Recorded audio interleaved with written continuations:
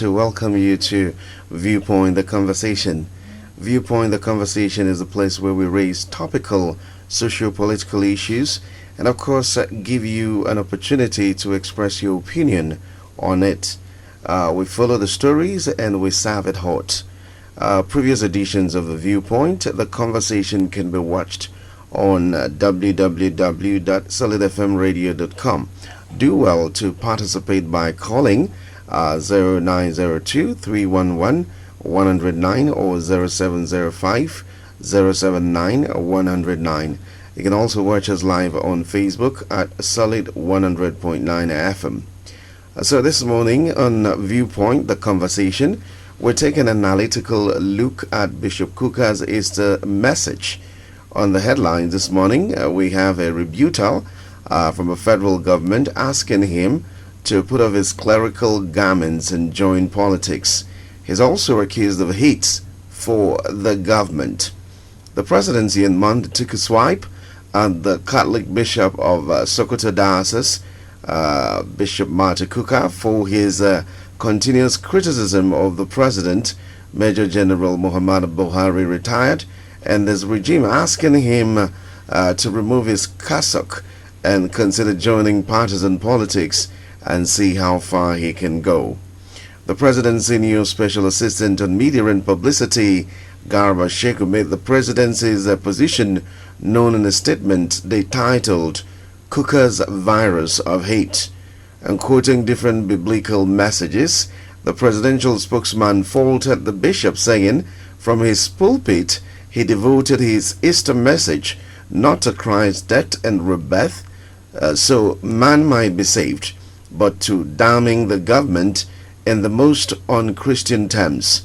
While accusing KUKAR of neglecting Bible's teachings, Shehu said Easter should be a time for renewal and for hope, and not a time for religious leaders to play politics or politicians to play religion. He added by saying Nigeria knows too well Bishop KUKAR's views of the government. He has made quite clear how much he dislikes them from the day they were elected. The government, however, maintaining that its supporters have not been swayed by what they call hateful talk from a bully pulpit, urged the bishop to leave government to the voters and the politicians they elected and concentrate on his job, as expressed in James 1 verse 21. And we asked, to what extent should people be allowed or restricted to express their views in a democratic setting, and how tolerant should government be in saying such views as fundamental human rights of a citizen? The issue today comes with questions we hope to find answers to as we make progress. His Easter message last year disturbed the presidency, which accused him of distorting facts about the insurgency and the general insecurity situation in the country.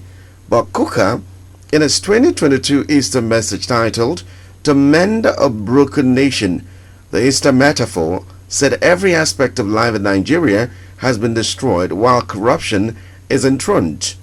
He categorically told Buhari that Nigerians no longer recognize their country, which has been battered and buffeted by men and women from the dark womb of time. According to him, the greatest challenge for Nigeria is not even the 2023 elections, but the prospects for the reconciliation of Nigerians. So this morning, we interrogate and put in perspective what exactly he said, and then we ask, are they at par with the realities of the moment? Did he start speaking just now? Was he this vocal when PDP elsewhere? Is he secretly working for PDP in the guise of speaking truth to power? We hope you are ready, because we are. Then just listen, participate. Uche Gabriel is my name. Welcome to Viewpoint the Conversation.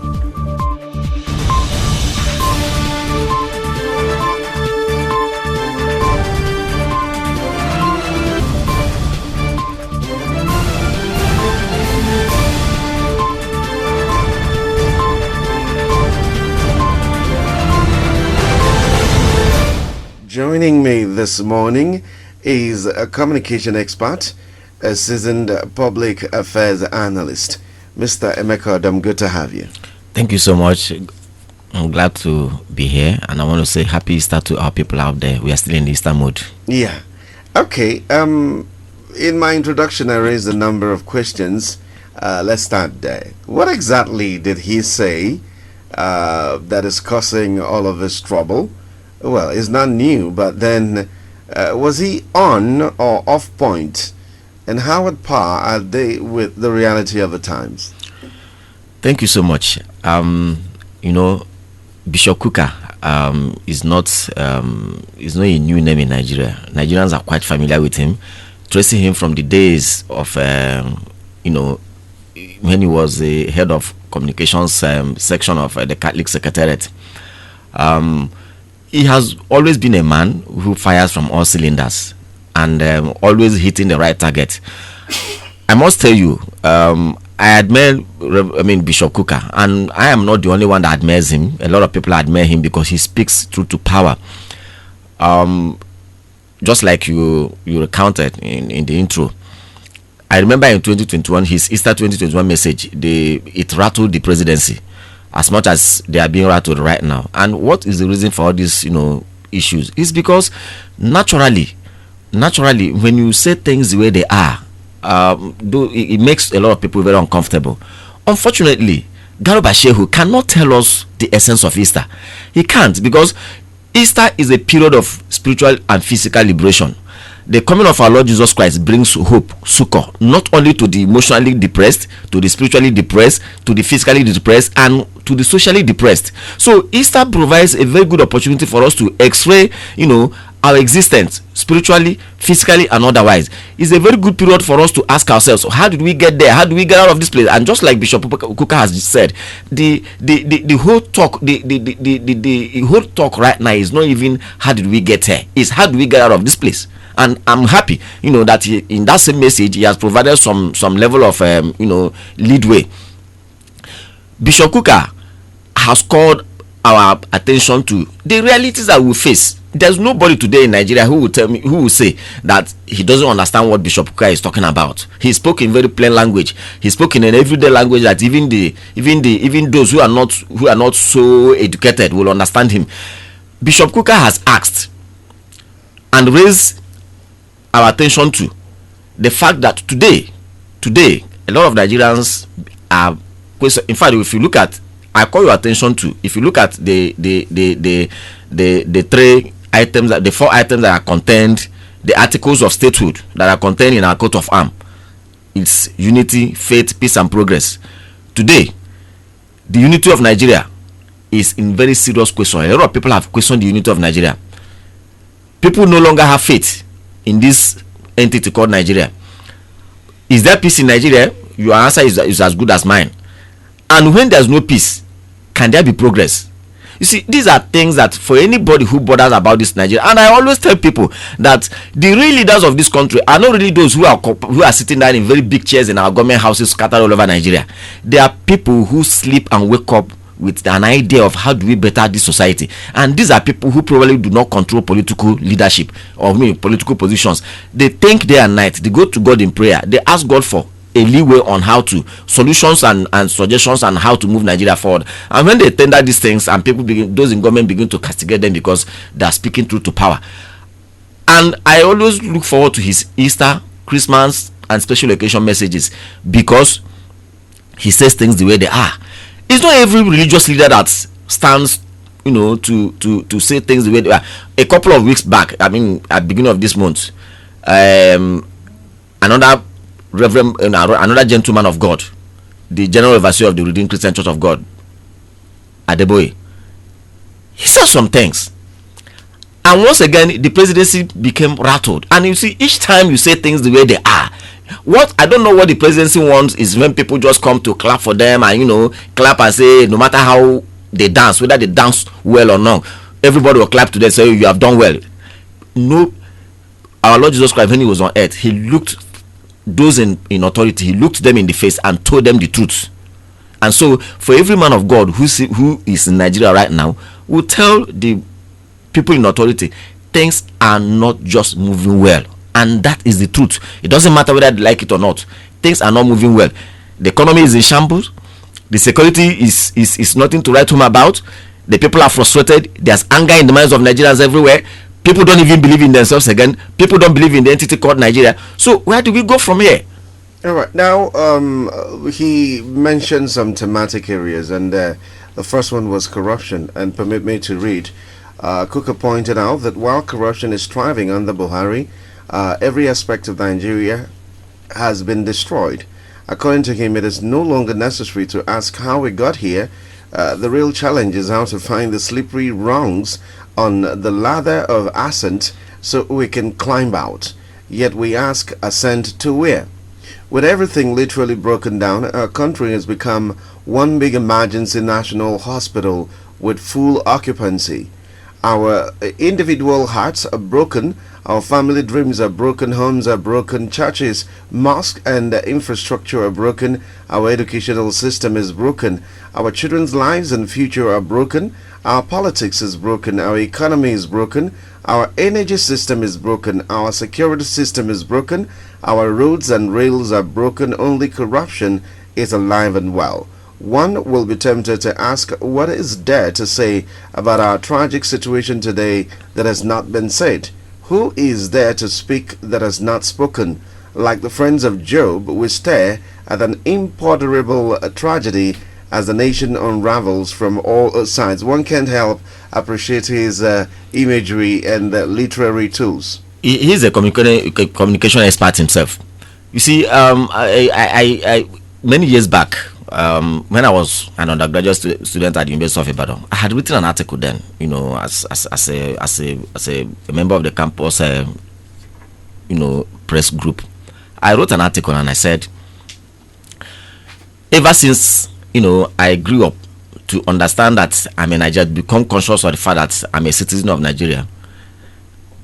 People have always been saying Nigeria is in a critical state. Nigeria is in a critical state.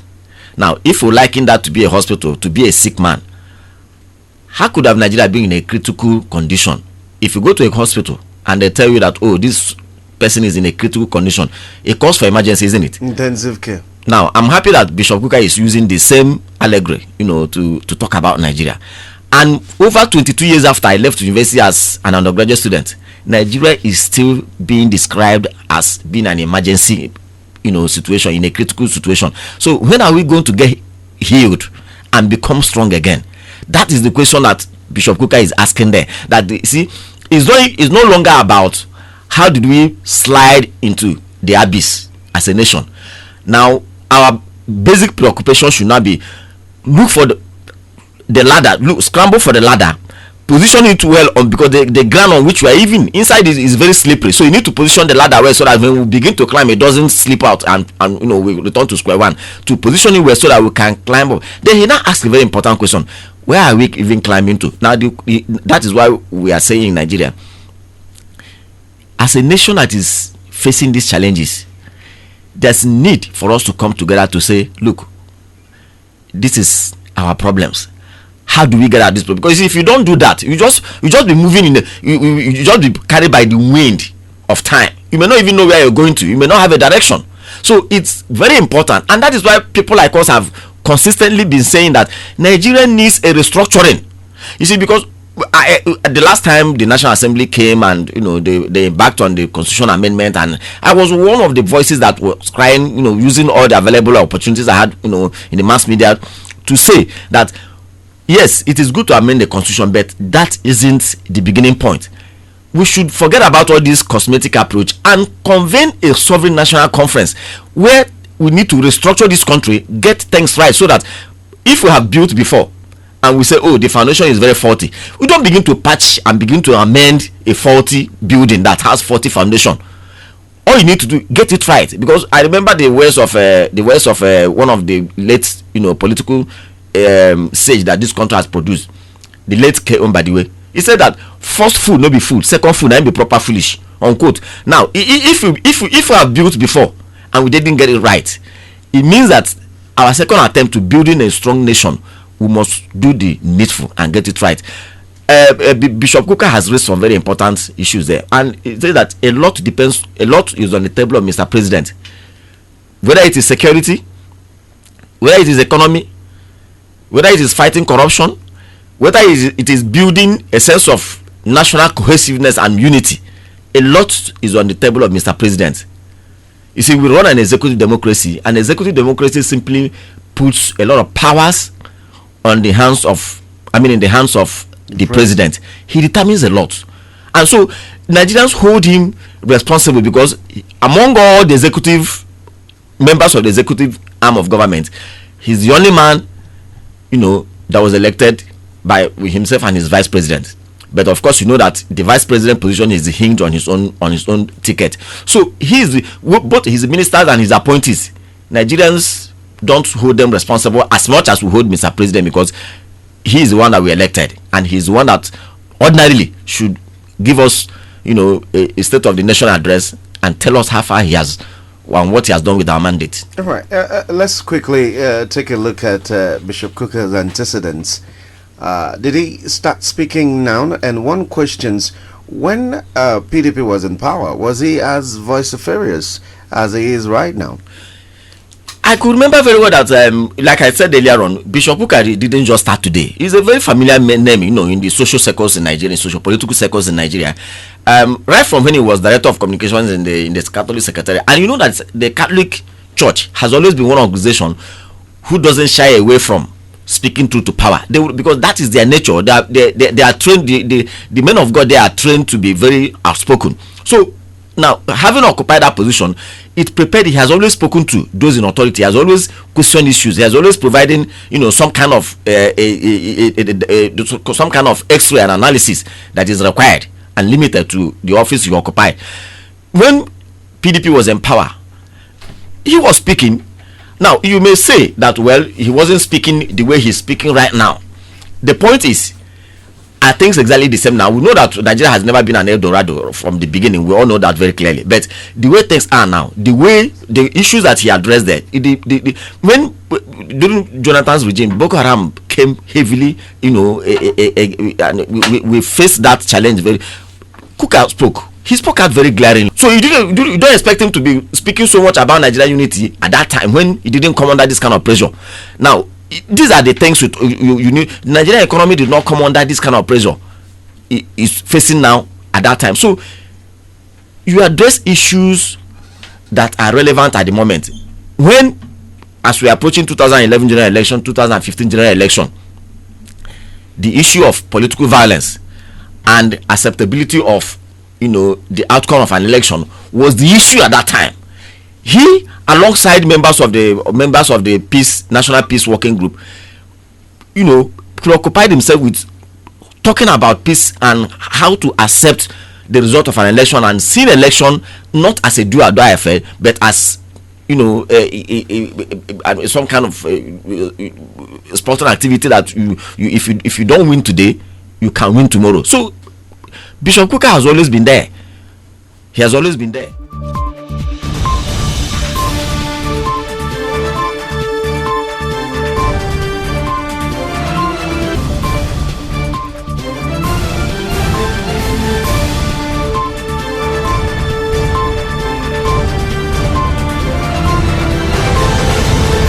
My second guest, he's an engineer, he's a consultant, and we're glad to have you. Silvanus Eshed, good morning. Good morning, ladies and gentlemen. Okay, so let me start with, what's your general view of the back and forth we've seen in recent days? Bishop KUKAR spoke out, and then there's a rebuttal from the government. They think he's guilty of hate speech. Well, I don't know how many people they would put on that list, but I wish there were more of bishops speaking out. Really, we need more voices at this time. It is said that it is only a madman that goes to bed with his house on fire. And if your neighbor does not realize that the house is on fire, and you stay in the same building and he's lounging, it doesn't mean he's doing the right thing. You need to decide whether you want to die in that building or not. And I think many more Nigerians should stand up and begin to speak. When you accuse somebody of saying hate speech, is it you need to now explain, is it a fabricated speech? Is it something that when you look at, outside your window, you don't see the facts? Somebody says it's raining, but it's sunny. We can verify. We just step outside and find out which one is happening. Is it that they are not looking through the window, they are just talking inside there? So you can't accuse somebody of a hate speech that is actually literally happening outside. I mean, that's not what you can accuse the person of is stating the facts. And if that becomes a crime, then we should just fold the constitution and put it in a trash bin, because the man has spoken truth. And this is what from time immemorial, this is what servants of God do. It's the same thing that God Elijah chased out of the presence of the king, because this is what they are called to do. They are called to begin to speak truth to power. And the man has stated a lot of things. What I think a response would be, there comes a time when you don't really have a response, when you should be able to own up and say, okay, this person is right, but we've done our best, but however, it has not solved the problem. So we may need to also find better hands or add more hands. In the process of restructuring a team, it comes to that point where this person said that as the challenges increase, the team must be re-engineered to face the challenge. One of those re-engineering outputs is that you have to take out team members at some point. You have to remove team members at some point, because the challenge that is presently being faced has gone beyond their capacity to solve. So there are 4 approaches that you do in that process. You either train, all right, so that you upskill the teams to meet the challenge, okay, or you either then okay, so first of all you appraise, you talk to them and see whether, then you train if that does not solve the problem. But there's a 4th quadrant that says kick out team members. I mean, either you are kicked out or you own up and leave the team and say, okay, this one I cannot solve.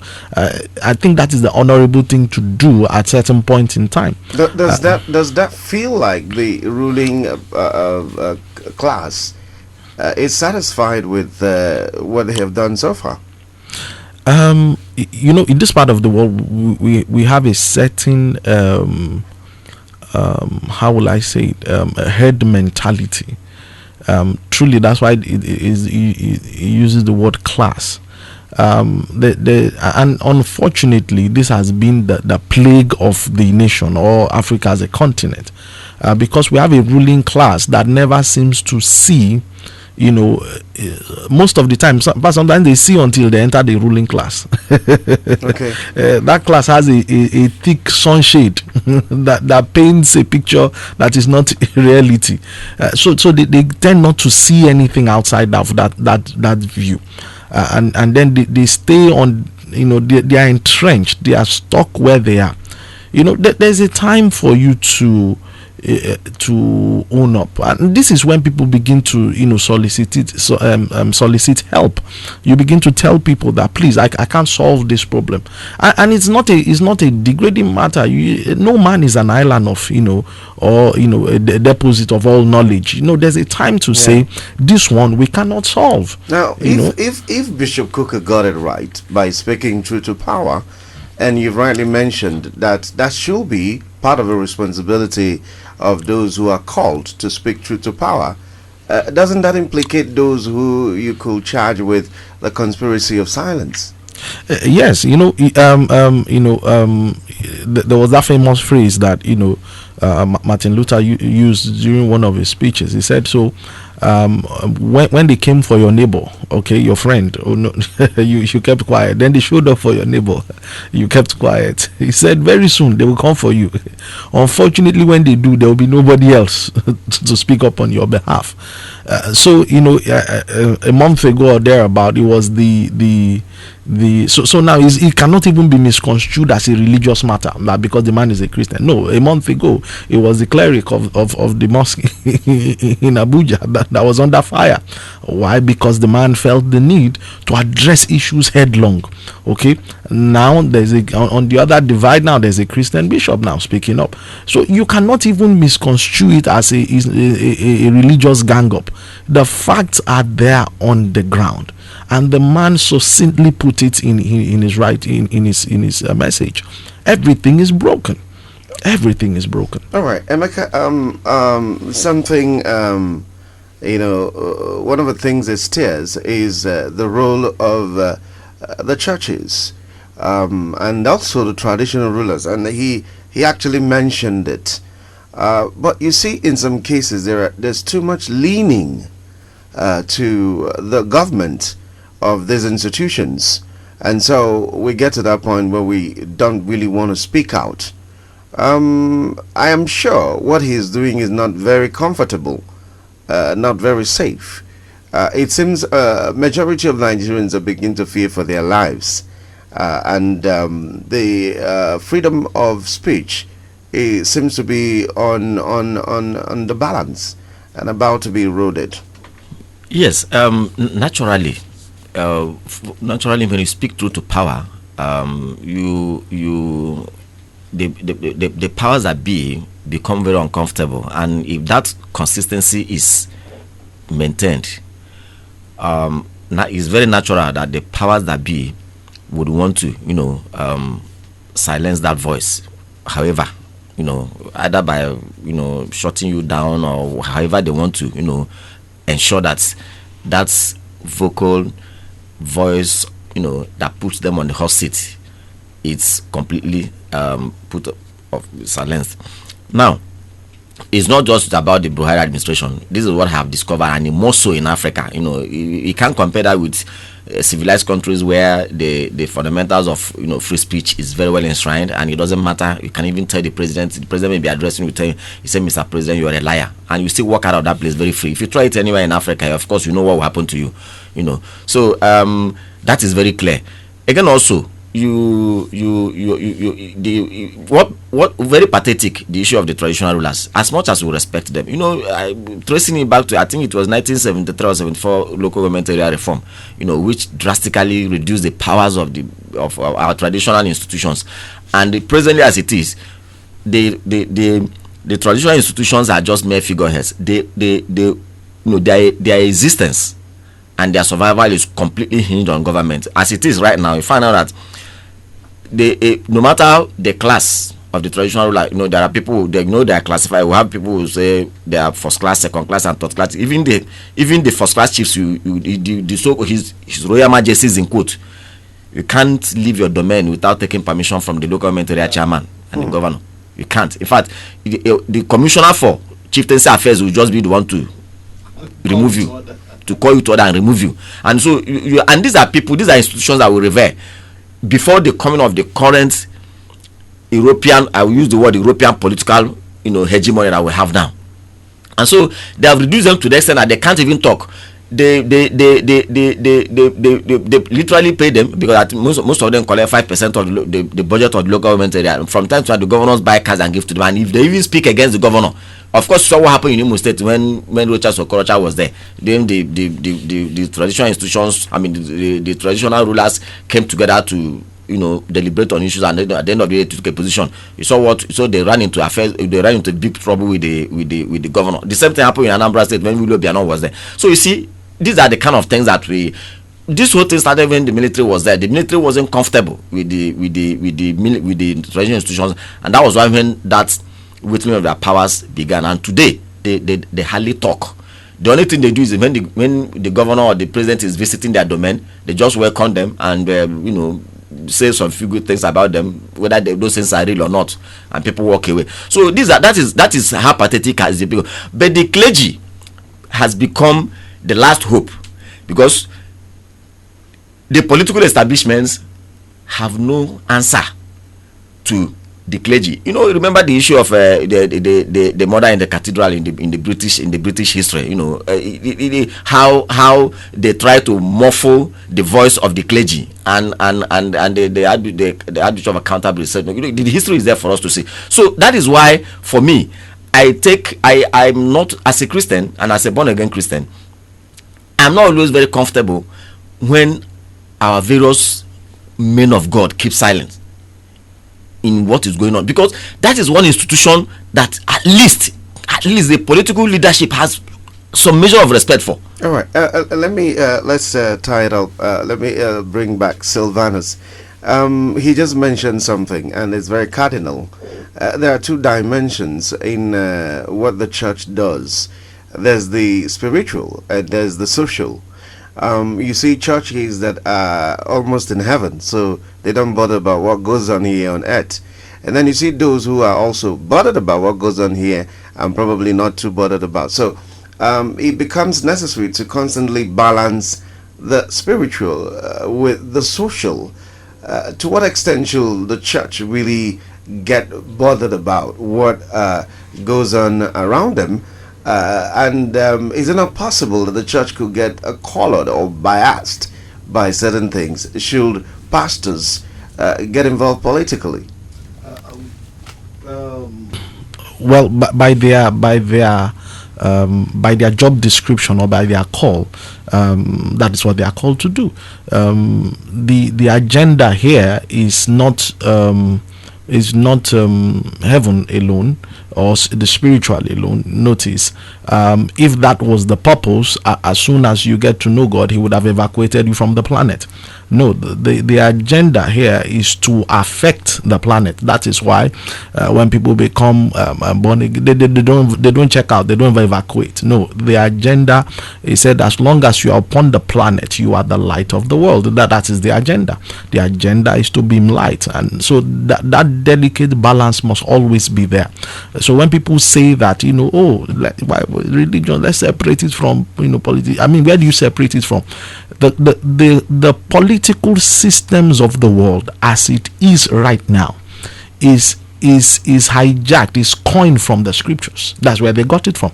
The tripartite nature of governance. All right, it is a basic study of the book of Ezekiel. This is where they got the entire system.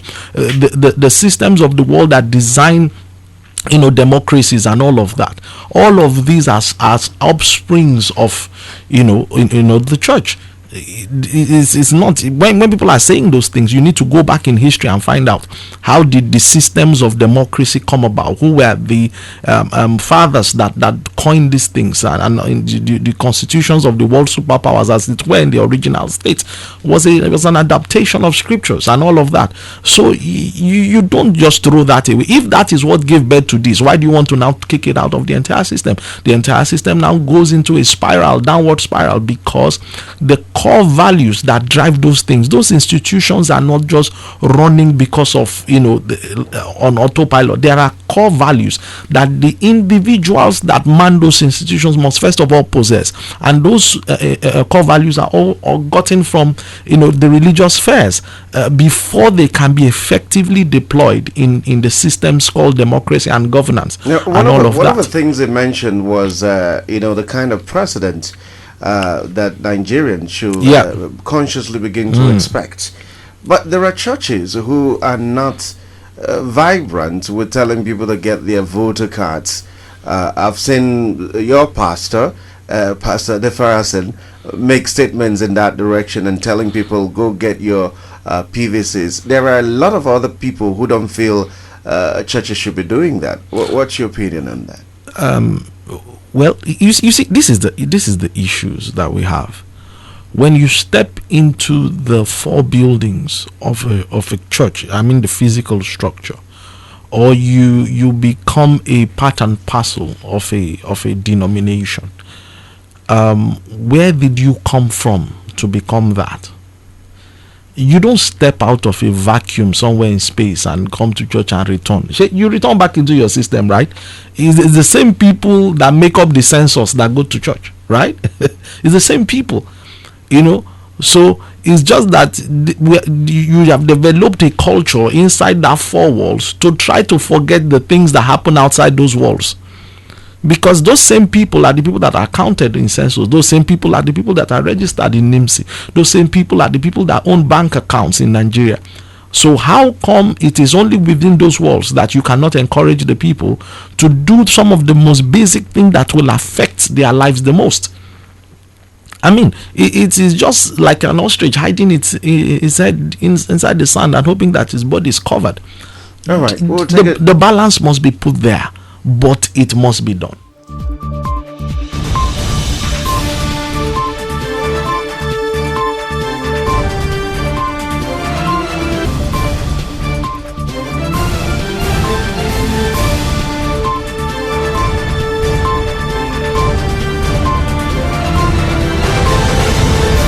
Quickly, I get back to my guests, and if you can do it in 1 minute, I will be appreciative of that. So you listened to our teaming audience, and so what's your final take, Mr. McAdam? Thank you very much. I want to, encourage. We live in a country, and just like my colleague has said, it's very difficult to distinguish or to separate, religion and politics. The truth of the matter is that even as a Christian, the Bible said that you are a king and priest. The priesthood there talks about your spiritual, identity, and the kingship there talks about the fact that as a prince, you have political authority, you reign, you have dominion not in heaven, on earth here. And so it is our responsibility to, ensure that the society is governed in a way that's justice, equity, and fair play.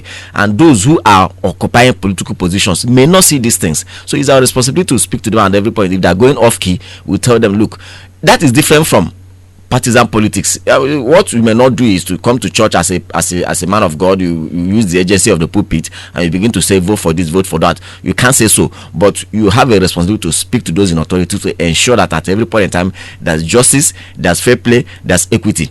You need to remind those in authority that they were voted in to ensure that the security and welfare of the people should be your primary responsibility at every point in time. And we live in Africa. The perks of office, the things around that office, have the capacity to, make you deviate, distract you. So, men of God, please, I encourage you people, just like Bishop KUKAR has spoken, just like the General Overseer of the Redeemed Christian Church of God spoke a few weeks back, just like the Sheikh of the Akpo the quarters mosque spoke in Abuja. People should speak to those in authority. At least that pulpit is one channel through which you can tell those in authority. I can speak to the government and they ask SSS come and pick me up, but if it's a bishop, if it's a chief imam, if it's a general overseer, they can't pick him that way. And so please, let's utilize that and tell those in authority that they should do the right thing. All right. The beautiful thing is at this point, Christians and Muslims seem to be agreeing that there's a lot of decay going on. Okay, so Ashet Silvanus. I hope that beyond the as the clergy speak to power, I hope that the people outside power, that is especially the constituency of the young people, are also listening to these statements, because at the end of the day, the future that these guys are talking about. I mean, when you look at Bishop KUKAR, he's elderly. Is basically, but the things he is crying about are the things that will affect his children much more. All right, so I hope those children are listening on the streets and saying, if our fathers are beginning to shout and they are almost at the second gate of their existence, it means that what they are actually shouting about is for us. And so they must make up their minds that are they also going to stand up and be counted for the things that will concern them the most. I've recently seen young people starting to carry placards and dancing on the streets. And there was one day I was driving and I stopped by and I looked at the crop of people and I said, Is it that they are daft or they are stupid? How much is, I mean, they need to go back and read this thing. This thing should be circulated around universities, colleges, campuses. They need to pay attention to the descriptions of the kind of people he said should rule Nigeria. You see, that 5,000 that you are getting, that 10K that they are going to give you, believe me, I bet you, as soon as you collect it and you walk through a bush path because there is no safety and you are kidnapped, it will not bring you out. As soon as you collect it and you go through your house and a snake bites you, there is no venom in this entire, there's no venom research center. You will die instantly. The politician will still be in his house. He will still occupy the seat. As soon as you go back, your school will be on strike for another 1 year. You will not graduate. As soon as you collect it and eat okpa somewhere, go to a joint and drink, believe me, these words should re-echo more in your ears than in the ears of the politician that he was addressing. It should tell you that there's fire on the mountain and everybody should start running. All right, thank you, Silvanus Eshet. It's been an awesome show. Thank you, Emeka Odom. Thank you for lending your voice. Of course, this is Viewpoint, the conversation. It happens every weekday, Monday to Friday. It's been fun for me. I hope it was for you. Let's do it again tomorrow. Do have a great day ahead of you.